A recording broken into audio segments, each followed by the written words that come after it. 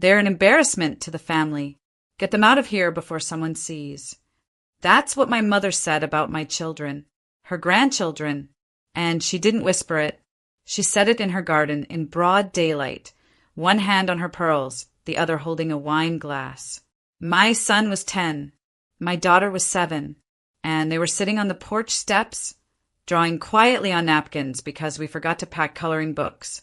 My father didn't say anything, just nodded once and looked away, like maybe if he didn't make eye contact, the shame wouldn't belong to him.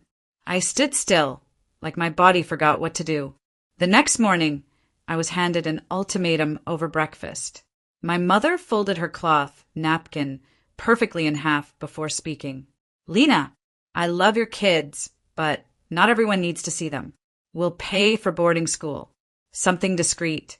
You can stay here, be part of the foundation again, but you need to do what's best. Best? They meant quiet. They meant invisible. They meant, your kids don't fit the image we built. Because my son had ADHD. Because my daughter had meltdowns sometimes. Because they weren't dressed in matching sweaters and didn't sit with their hands folded at the dinner table. They wanted the illusion, not the reality. And I had a choice. I could have argued, could have cried, could have tried to educate them again like I had so many times before. But instead I said, okay. I didn't explain what that meant. I simply tucked my children into bed that night, kissed their foreheads and whispered, "You're perfect." And then I got to work, because they thought I would leave quietly. They had no idea I would take everything with me. They didn't know I handled their digital accounts. Didn't know I had power of attorney for my father's media holdings. Didn't know the foundation's largest donor had quietly switched her legal address to my apartment last year for tax reasons. They didn't know because they never asked. They assumed I was just the daughter who made things look nice. But the truth? I was the spine of their empire. And when I pulled back, everything would start to fold. I wasn't raised by bad people. I was raised by perfect people. The kind who hosted charity auctions, but only posed for photos with certain guests. The kind who donated to causes as long as there was press coverage and a plaque. We didn't say things like therapy. We didn't mention disability. We didn't make people uncomfortable. We smiled. We were graceful. We were curated. Growing up, I learned how to be good at things that looked good. I danced. I smiled on cue. I ironed my pleated skirts. I studied what they told me to study. And when I married someone they approved of, they congratulated themselves like they'd closed another business deal. But when I divorced him 5 years later, after he left me with 2 kids and a mountain of unpaid bills, the congratulations turned to silence. I became a complication. And worse, my children didn't blend.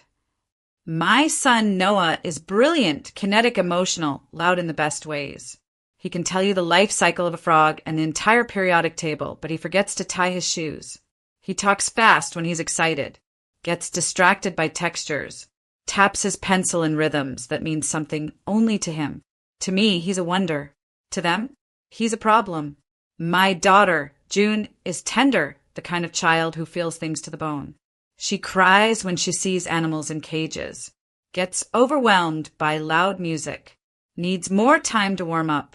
She draws entire stories in silence, then hands me pages with characters that have my eyes. To me, she's magic. To them, she's fragile. I try to shield them. When we visited, I packed quiet toys, coached them on manners, watched them like a hawk, ready to intercept judgment before it landed. But it always did. My mother once looked at Noah during dinner and said, "Maybe he's just undisciplined." And when June cried after getting overwhelmed by a room full of people, my father shook his head and muttered, "Overly sensitive, just like her mother." They never said it directly, but I heard it in every pause. "You're not raising them right. They're not like us. Maybe they don't belong here." So when they gave me that final ultimatum, boarding school or get out, I didn't scream. I finally heard them for what they really were. And in that moment, I made a decision. If I had to choose between protecting my children's joy or protecting my family's image, there was no choice. They would never make my children feel small again. And they were about to learn what happens when the invisible daughter finally shows up. I didn't slam the door when I left. I didn't make a scene. Didn't post a message. Didn't tell a single soul outside my closest friend. I just packed my children's things while they were still sleeping, left a folded note on the marble counter, and drove away before sunrise. The note said, "Thank you for your offer. We decline." By noon that day, I'd already frozen 2 internal family accounts, ones that I managed quietly for years, under their names, but through my access. Not stolen, not hidden, just paused. Because the foundation we ran had 3 co-signers, my father, my mother, and me. And the second I felt my children were no longer safe under their roof, I initiated my legal right to temporarily freeze transactions pending independent audit. It was something I'd written into the charter myself, years ago, after noticing some creative bookkeeping. They forgot, because they forgot what I was actually worth. The calls started that evening. My father first. Controlled, measured. "Lena, we need to talk. Some of the vendors are saying they haven't received final payment. We're not sure what's going on, but I assume it's a technical error." No mention of the note. No mention of my children. Just the money. I didn't answer. Then the board members started calling. 2 of them emailed, asking if I had insight into the situation. One of them even said, "We were under the impression you were still overseeing donor relations. Without you, some things have stalled." Exactly, because while they posed for interviews, while they handed out scholarships with cameras rolling, while they accepted praise from donors who never met the recipients, I was the one writing the letters. I was the one keeping the books. I was the one who answered midnight emails from people in crisis. They built the brand. I did the work. And now, the work had left the building. Within 48 hours, 3 payments bounced. A scholarship student called crying because her rent wasn't paid on time, and she hadn't heard back from the office. My mother had forwarded the email to her assistant with one line, "Can we delay this until next quarter?" Her tone felt entitled. I saw the message, because the assistant, she was the first person to quietly reach out and say, "What's going on? It feels like everything's cracking." It was, but not because I broke anything. I just stopped holding up. They still hadn't apologized. They didn't ask where I was. Didn't ask if my kids were okay. Didn't ask if I was hurt by what they said. They only wanted things to go back to the way they were. But the thing about silence? Once you let it speak for you, it says everything. My parents always thought I was obedient. Not because I was weak, but because I never pushed back in public. They confused silence with submission. But while they were performing for donors and newspapers, I was studying contracts, learning systems, building relationships with the people who actually made things move. And now, I was about to remove myself from every single thing I once held together. The first step was legal. I met with my lawyer, Miriam, a quiet woman with a sharper mind than most politicians. We reviewed the foundation structure, the trust accounts, the multi-family investment fund I helped organize 5 years ago. She raised an eyebrow. "You understand you're not just a participant here," she said. "You have authority, real authority." "I know," I said. "I just never used it." "Well, you're about to." We filed formal notices to all foundation partners and sponsors. I was stepping down from all roles immediately. I was releasing my co-signing rights, and I was requesting a third-party audit of all donor-related financial activity in the last 2 fiscal years. Not because I was accusing anyone, but because I no longer trusted anything with their names on it. Then came the public step. I didn't write an expose. I didn't go to the press. I did something far simpler and far more devastating. I issued a single, calm, professional statement on LinkedIn. It read, "After 12 years of working behind the scenes at the foundation name, I've chosen to step away. I'm proud of the community we've supported. I look forward to building something more transparent, inclusive, and human." That was it. No mud, no names, no drama, but it spread like fire, because anyone who had worked with us knew what that statement really meant. My inbox flooded. Former interns, donors, volunteers. One message stood out. "You were the only reason I stayed as long as I did. I always wondered how you smiled through it all." I didn't answer, because I didn't need to explain myself anymore. My parents didn't call, but their silence turned frantic behind the scenes. I heard through a vendor that my mother had tried to reassign me publicly, claimed I was taking a leave to focus on family. I responded with one sentence, forwarded through legal. Please cease misrepresentation of my employment status. I am no longer affiliated with your organization. It wasn't a threat. It was a wall. And this time, they couldn't climb it.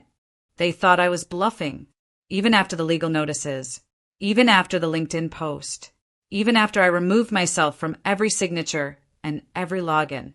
They still assumed I'd come back, that I'd cool down, that once I felt better, I'd return to my place behind the curtain. But I wasn't angry. I was done. The cracks became headlines. First, a delay in scholarship disbursements. Then, a public correction issued by one of the foundation's largest sponsors, distancing themselves from the board. I didn't say a word, but others did. Donors noticed that the voice behind the emails was gone. Volunteers noticed that no one responded to urgent requests. Former partners began pulling out quietly, saying, "Let us know when Lena returns." Except I wouldn't. And for the first time, my parents realized something they had never admitted out loud. I wasn't just part of the system. I was the system. My mother tried to recover the image. She released a statement about realigning the foundation's future with modern values, which was just her way of saying, please don't ask us what happened. My father, predictably, stayed quiet. That was always his role, the steady man in the background. But without me, the background started falling apart. Internal audits began. 2 former employees filed complaints about hostile work culture. A podcast that once praised their philanthropy now aired an episode called When Good Optics Hide Rotten Roots. And still I said nothing, because revenge wasn't my goal. I didn't need to destroy them. I just needed to stop protecting them. And without my silence, without my labor, without my name floating quietly behind their polished press releases, their story unraveled all by itself. Then came the final move. The house. They thought I'd forgotten. Years ago, they transferred part ownership of one of their vacation homes into a family trust, meant for future grandchildren retreats. Something poetic and performative. But I was listed as co-owner. And now, I no longer needed it. So I sold my share to a nonprofit that runs inclusive retreats for families with neurodivergent children. My lawyer handled it all. When the paperwork went through, the new co-owner informed my mother the annual founders-only gathering could no longer be held on the property without a usage agreement.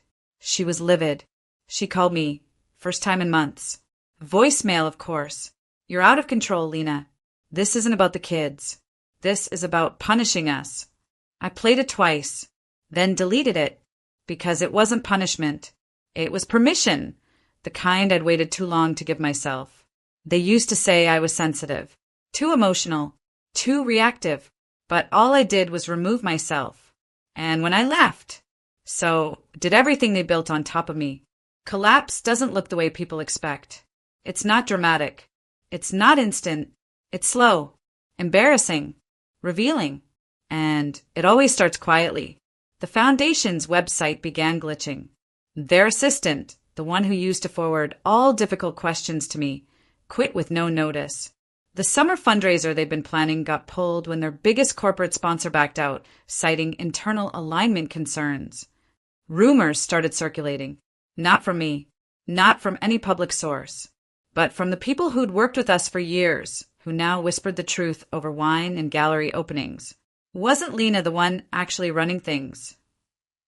Why did she leave?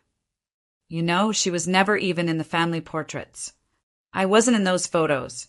Not once. Even during galas I coordinated, fundraisers I built, award dinners I scripted, they always kept me out of frame. I wasn't stylish enough. Not photogenic. Too plain. My mother once cropped me out of a photo and posted the rest with the caption, "Grateful for everyone who makes this mission possible." Now, they couldn't hide behind captions anymore. The cracks reached public attention when a journalist, one who had covered our foundation before, wrote an op-ed titled, "When Founders Fall Silent, a Legacy Unraveling in Real Time."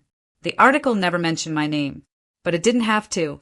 It detailed discrepancies in financial reports, highlighted missing leadership, questioned the sudden vanishing of the person widely regarded as the glue behind the organization. They reached out to me for comment. I politely declined, because I wasn't interested in burning anything. I just stopped holding the match for them. Meanwhile, my children were thriving. No more visits with whispered judgment. No more car rides home after forced events where June would cry and Noah would bounce in frustration from holding everything in. We had peace. We had normal.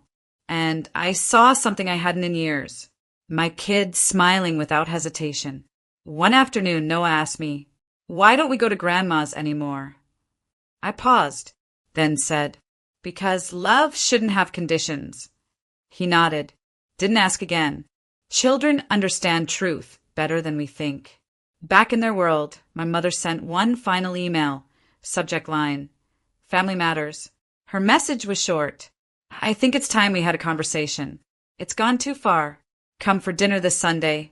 Just you. No kids. Let's settle this."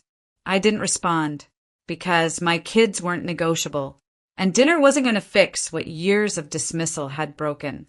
For them, collapse meant losing influence, losing donors, losing face. For me, collapse was finally standing up straight, and realizing I'd been bent for too long just to fit into a picture that never had room for me. I didn't rebuild my life out of anger. I rebuilt it out of relief. Because once you step away from people who only value you for silence, you start to remember what your voice actually sounds like. It took time. But piece by piece, I began to fill the space they left behind with people, purpose, and peace I didn't need to apologize for. I started working with a local nonprofit, one that didn't host black tie galas or name wings after donors. They ran programs for kids with learning differences, families like mine, mothers like me. No one asked me if my children were too loud. No one said, "Can you sit in the back?" No one said, "They're not a good fit." They said, "You belong here." June began drawing again, entire worlds on paper, just like she used to. She gave her characters soft names like Hope and Quiet and Bright. She told me the quiet ones were always the strongest. Noah started writing poems in a composition notebook he didn't want me to read yet. He tapped rhythms into the dinner table, like music only he understood. For the first time, I wasn't trying to change them. I was learning from them. I began hosting small workshops for parents. Not lectures, just honest spaces. We talked about guilt, shame, the pressure to make our kids fit into boxes they were never meant for. Some of them cried. Some of them exhaled like it was the first time in months. Every time I reminded them, our job isn't to fix our children to fit the world. It's to build a world that fits them. One afternoon, I got a letter in the mail. No return address. Inside was a clipping of the original op-ed, the one about the foundation falling apart, with 3 words scribbled in unfamiliar handwriting across the bottom. "We see you." I smiled, because that was all I ever wanted. Not attention, not revenge, just to be seen. For the work. For the love, for the strength it takes to walk away and build something new with your hands still shaking. I don't talk about my parents anymore.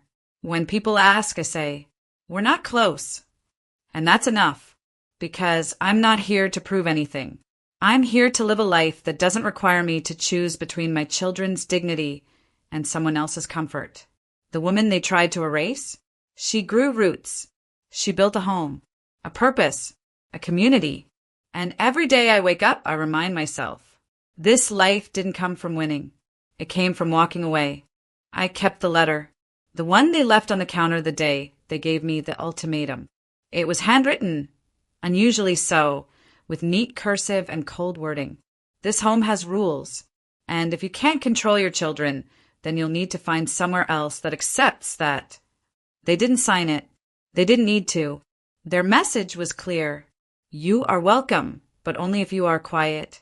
Your children are welcome, but only if they disappear. I folded it and placed it in a small envelope, tucked deep in a file I no longer open. Not because I hold on to bitterness, because I never want to forget the moment I chose them over everything else. We live in a small house now, not a mansion, not a curated showpiece, A home. There are fingerprints on the windows, books in every corner, noise, laughter, the occasional outburst, all of it human and holy. My kids have friends who understand them, teachers who see them, a mother who doesn't apologize for them.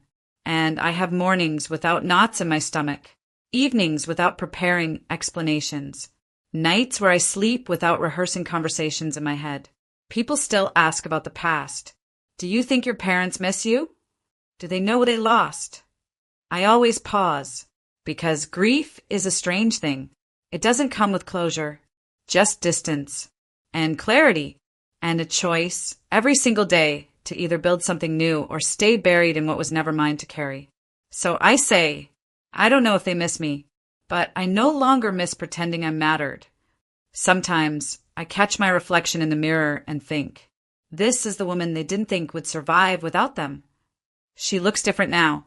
Not louder, not angrier, just whole. And that's the quiet truth they never saw coming.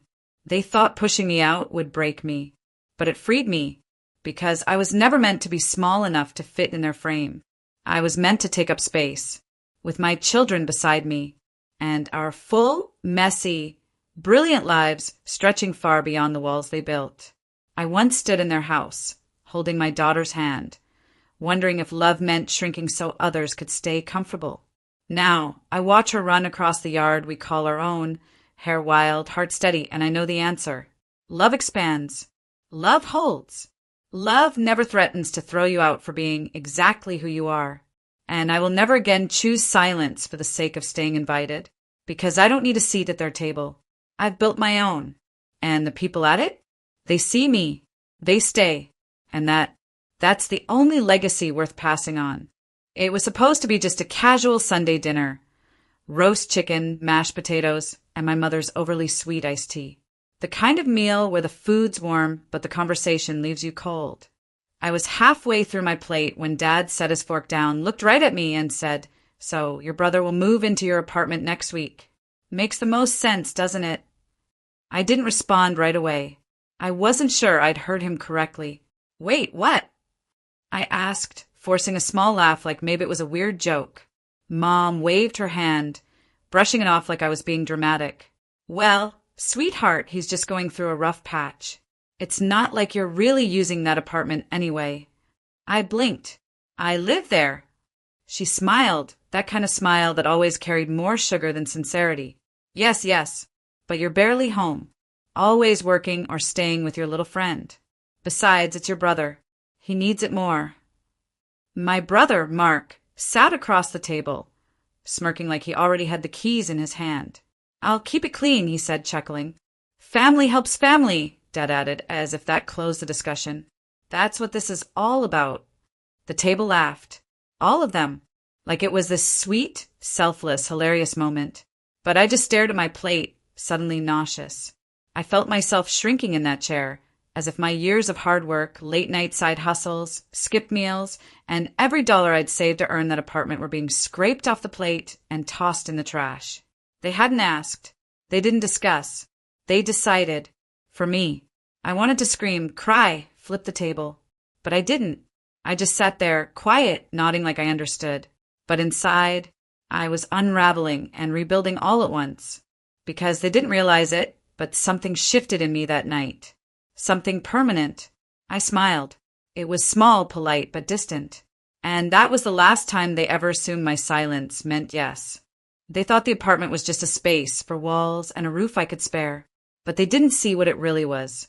They never saw the nights I walked home in the dark after a double shift at the cafe, my feet aching and fingers raw from handling hot dishes. Or the mornings I woke up before dawn to clock in at the reception desk of that rundown motel, pretending to smile at strangers while my own life felt like it was barely stitched together. They never noticed how I skipped birthday dinners and friend getaways, how I said no to vacations, concerts, and even new shoes because I was saving every dime I could. I remember sitting at my tiny desk, surrounded by unpaid bills, a cracked laptop screen, and a candle because the power had gone out. I made spreadsheets for fun, just to feel like I had some control.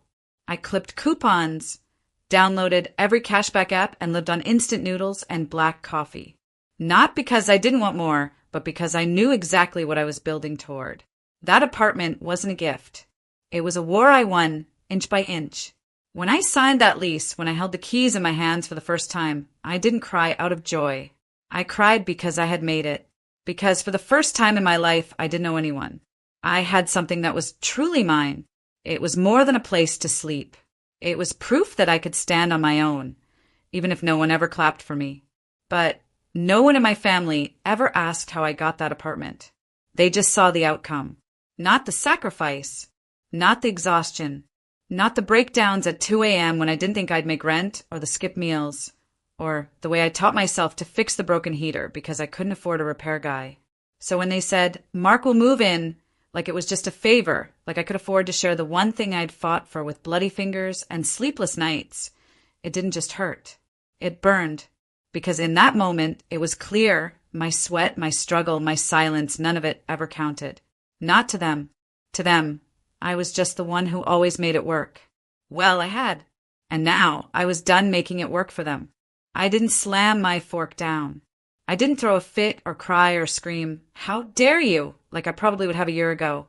I just kept chewing, nodding slightly like I understood. Like I agreed. That was the first moment I realized something had shifted inside me. They took my silence as submission again.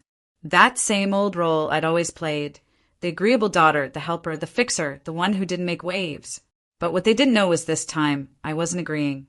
I was calculating.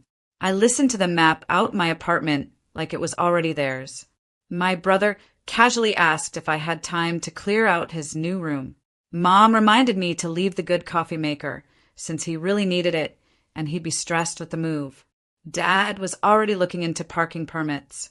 Their voices droned on like background noise, but in my head a different rhythm had started playing, a steady, focused beat. I wasn't the daughter anymore, not in the way they had defined me. I was something else now, someone who was awake. They thought they could carve up my life and rearrange it around their wants, and I'd just adjust, like I always did. That night, though, something broke quietly. But it wasn't a fracture. It was a release. I realized they didn't see me. Not really. They saw what I could offer. And once I had nothing more to give, or worse, something they wanted, they didn't hesitate to take it. That night, after dinner, I sat on the edge of my bed and stared out the window, watching headlights blur across the street. I wasn't sad. I wasn't even angry anymore. I was clear. For the first time in a long time, I didn't feel like a passenger in my own life. I was driving now. I didn't pack in panic. I didn't text anyone in rage. I just made lists. Cleaned.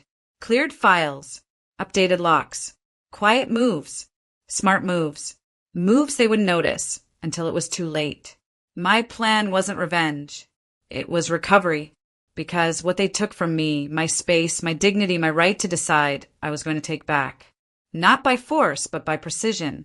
Let them think I was just being Zoe, agreeable, passive, soft-spoken. Let them laugh, let them plan, let them assume. Because the next time they showed up, expecting to take over my life again, they'd find a different woman waiting. Or maybe they wouldn't find me at all. And maybe that would be the loudest message I'd ever send. They'd always underestimated me. That was their first mistake. To them, I was just Zoe, the quiet one, the soft one, the helper. The girl who'd nod along and say yes, even when she meant no. They never looked deeper. They never thought I might be strategic.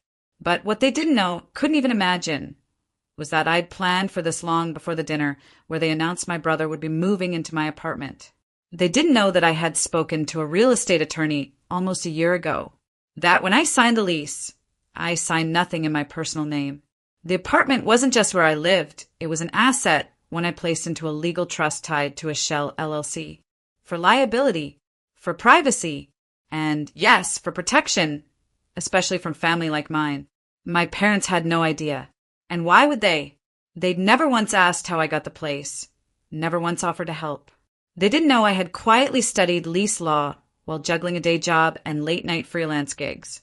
That while they were busy praising my sister's third boyfriend for starting a marketing brand, I was in the library reading property contracts over takeout noodles.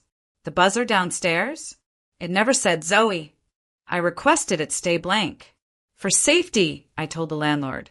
But truthfully, I didn't want my name on anything they could trace back easily. I knew how my family worked, how quickly they claimed things that weren't theirs when it was convenient. So when they showed up 1 week later, car packed, my brother stepping out like a prince arriving at his castle, they rang and rang. But no one answered. Not me. And definitely not a welcome committee. They called. My phone lit up. First Dad, then Mom, then a string of messages from my brother. We're downstairs. Buzz us in. Where are you? Zoe, stop being ridiculous. But I wasn't being ridiculous. I was being ready. And as they stood outside, pacing, growing restless, I calmly emailed my lawyer. I'd already drafted a statement, something professional, firm, and fully legal. It explained that the residence was under lease protection, not open for third-party occupancy, and any unauthorized attempts to enter would be treated as trespassing. It took exactly 11 minutes for them to get the email from his office. I imagined them huddled around their phones, reading that cold, perfect paragraph. I didn't respond to their calls. I didn't need to, because this wasn't just my home. It was my boundary, my proof, and my quiet power play. And while they laughed over dinner, thinking they could walk into my life and claim a throne that was never theirs, I had already locked the gates. Legally, permanently, and they never saw it coming. The car pulled up right at 9 a.m., just as I knew it would. They were always precise when it suited them, especially when it meant getting something for free. My parents stepped out first, chatting casually like they were going on a picnic. My brother slid out of the back seat, sunglasses on, phone in hand, and not a single bag of his own in sight. The trunk popped open, revealing 3 overstuffed suitcases, a flat-screen TV, and what looked like his old gaming chair crammed diagonally across the back seat. They'd brought it all, as if the move was already a done deal. I watched from the apartment across the street, the one I'd temporarily rented just for today. I sipped my coffee, calm and still, while they approached the building that, unbeknownst to them, no longer had anything to do with me. 3 days earlier, I'd terminated my lease through my LLC and sold the contract rights to a quiet, no-nonsense woman named Ms. Patel. She paid 6 months up front. All legal. All clean. The building manager, Mr. Caldwell, processed the paperwork personally. He even thanked me for being one of the rare tenants who left things better than they found them. So when my parents and brother reached the front door and found it locked, they looked confused for about 10 seconds. That's when Ms. Patel opened the door, her expression unreadable. My mother stepped forward with a big smile. "Oh, hi. We're just here to move in. This is our daughter's place." Ms. Patel blinked. "No, this is my apartment, and I don't know who you are." My brother scoffed. "Can you just move? We're on a schedule." Before she could respond, Mr. Caldwell appeared from the lobby, clipboard in hand, eyebrows raised at the scene forming on the steps. "Is there a problem?" he asked evenly. "Yes, my father jumped in. My son is moving into this unit. Our daughter, Zoe, she lives here. She said it was fine." Mr. Caldwell flipped through his papers. "Zoe? She no longer lives here. Lease was legally transferred last week. This is Ms. Patel's unit now." The silence that followed was beautiful. I imagined it like a long-held breath no one wanted to admit they were holding. My mother's smile twitched. There must be some mistake. She didn't say anything. "No mistake," Caldwell said. "It's all been handled." Ms. Patel stepped back inside, shutting the door firmly. Caldwell gave a polite nod and followed. And just like that, they were left on the steps, surrounded by suitcases full of entitlement and nowhere to put them. They called me, of course, over and over. I didn't answer, because this wasn't my moving day. It was theirs, the day they had to move their expectations, their assumptions, and their illusions of control. I watched them from across the street, still sipping, still silent, while their perfect plan unraveled in front of a door that no longer opened for them. By noon, my phone looked like it had caught fire. The first call came from my brother.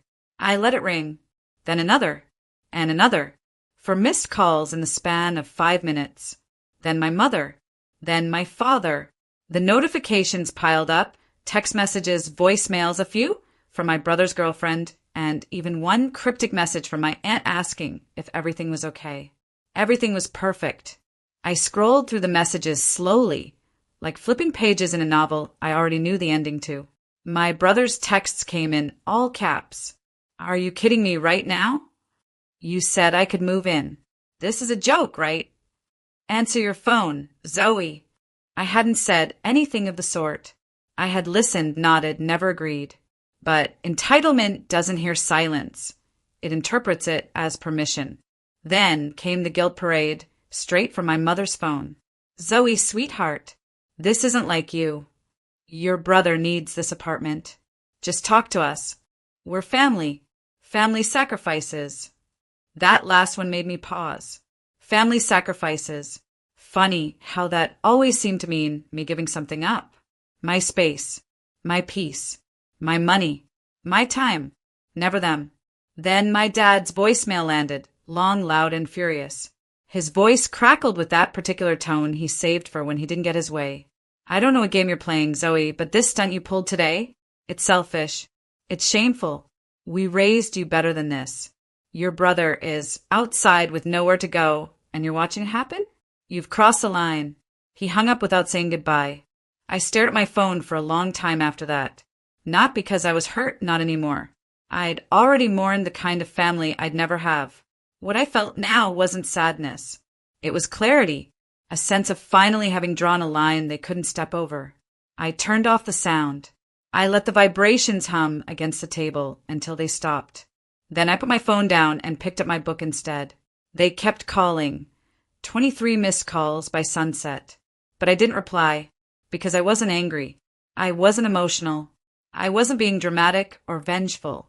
I was just done. Done being the fallback plan. Done being the silent yes. Done pretending like their choices didn't break something every time they made them. They expected me to fold, to apologize, to make things easy again. But I didn't, because for the first time in my life, the one thing they thought I'd never do, I did without a word. I chose myself. It would have been easy for them to call it petty, or cold, maybe even cruel. And honestly, I wouldn't have blamed them, not at first. After all, from their perspective, I blindsided them. I let them pack the car, let them believe what they wanted to believe, let them walk right into a door that no longer belonged to me. I gave them silence where they expected obedience. I let their plan collapse without raising my voice once. But what they'll never understand, and what I no longer need them to, is that this wasn't an act of revenge. This was survival.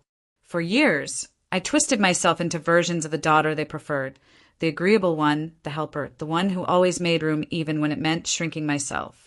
I let my brother have the last slice, the last say, the last bit of favor because I thought maybe, just maybe, if I was good enough, quiet enough, useful enough, they'd see me. But when the conversation at dinner turned from casual to controlling, when they announced, not asked, that my apartment was no longer mine, I saw it for what it truly was. Not love, not family, just assumption. They assumed I'd make space because I always had.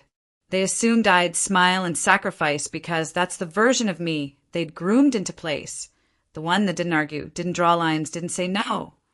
But that girl doesn't live here anymore. The one who replaced her doesn't make decisions out of spite. She doesn't burn bridges for drama. She sets them down gently and walks away because she's learned that peace is too expensive to lease out to people who treat it like it's theirs by default. I didn't change the lease to punish them. I did it because I was finally strong enough to do what was best for me without needing their permission. I needed to reclaim something they had taken for granted far too long. My autonomy. When I look around now in this quiet space that's mine and mine alone, I don't feel guilt. I don't feel bitterness. I feel light, lighter than I've felt in years. I think of all the times I said yes when I wanted to say no. All the nights I sacrificed sleep and comfort to accommodate their messes. The money lent, the patience extended, the boundaries trampled.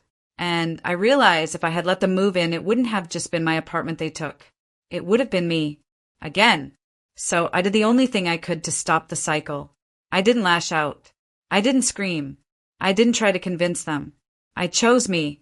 And that's not spite. That's healing.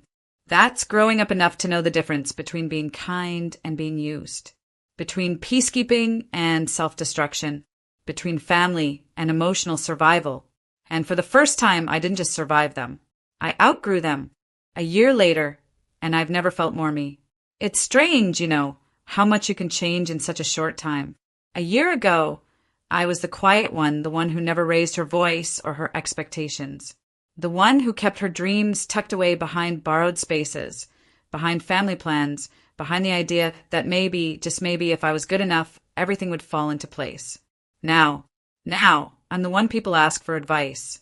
I'm the one who has learned that the biggest investment you can make isn't in your property, but in yourself.